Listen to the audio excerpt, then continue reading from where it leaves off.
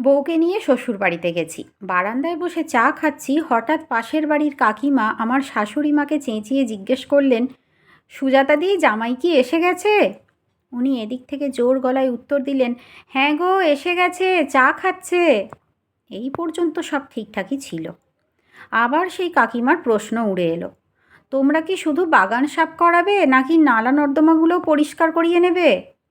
আমি চায়ের কাপে চুমুক দিতে গিয়ে একটা বিষম খেলাম। একটু সামলে নিয়ে এদিক ওদিক তাকিয়ে বউকে খুঁজছি। এমন সময় আমার শাশুড়ি মা বললেন, এসেই যখন পড়েছে আজ সব কিছুই করিয়ে নেব, এই সাথে পায়খানার পিছনে জমে থাকা জলের জন্য নালাটাও কাটিয়ে নেব। এরপর আমি আর বসে থাকার সাহস পাইনি। বাকি চা পড়ে রইল। আমার বউ পাশেই তার কাকার বাড়িতে দেখা করতে গিয়েছিল। আমি এক লাফে উঠোনে এসে সোজা কাকা শ্বশুরের বাড়ি চলে গেলাম। ওকে বাইরে ডেকে আমার বিপদের কথা জানালাম।